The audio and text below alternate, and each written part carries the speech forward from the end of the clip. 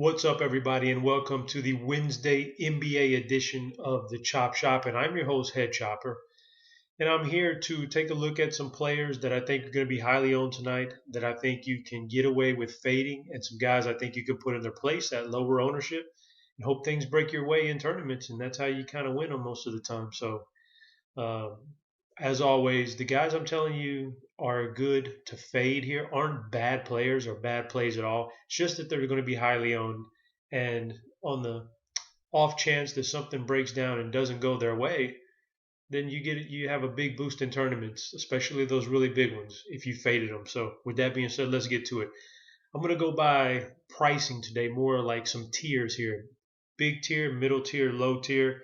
I'll tell you some of those guys I like and dislike to play in tournaments. Expensive guy. I think one of the highest owned guys, James Harden tonight on DraftKings. The price is down a little bit, so I think a lot of smart people are going to gravitate to him.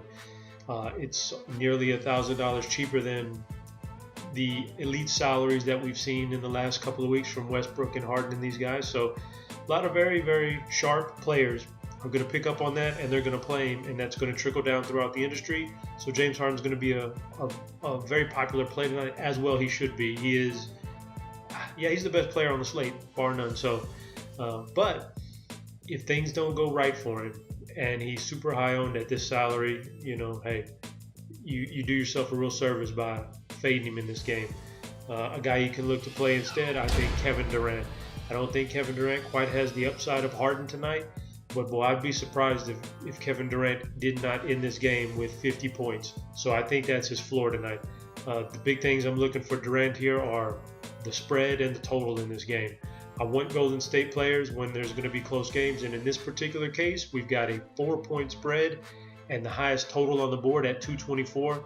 That means great things for Kevin Durant tonight. So let's go to a mid-range. Steph Curry, 8,500, another guy that they're pricing down as opposed to the $9,000 range that he's been in for much of the year.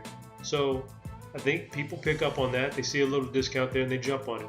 Not a great matchup against Chris Paul, but nothing to be scared of. So I think he'll be popular, and I do like him on a cash game team. But for tournaments, we've seen him have these off nights this year more often than not. So he's worth a fade if you think he's going to be super popular.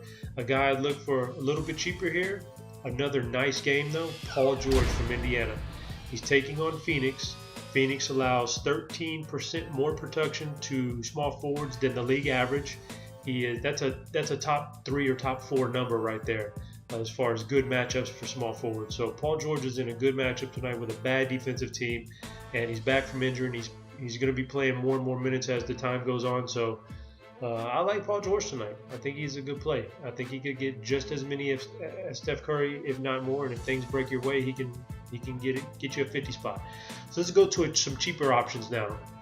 I think looking at the salaries and recent performance, Danilo Gallinari for Denver, going to be a popular play at 5,700, coming off a monster game last time out against Philadelphia.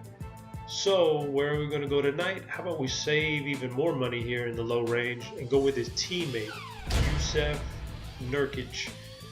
What I like about Nurkic is, number one, when he's on the floor, he's a fantasy monster. He averages 1.1 DraftKings points per minute this season. The last game out, he finally started to pick up some minutes at 24 minutes.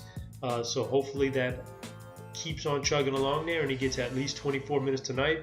If you do the math, then you see over a point per minute with 24 minutes. That's a pretty decent total.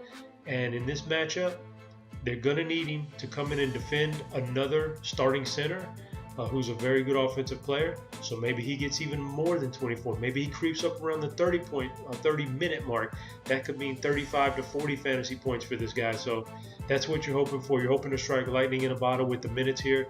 I think he has a chance to do it tonight, and I think he makes for a good play off of Gallinari. With that being said, guys, that's Wednesday. Big tournaments out there on DraftKings. Go check it out. And I'll be back next week with another edition of the Chop Shop. Good luck.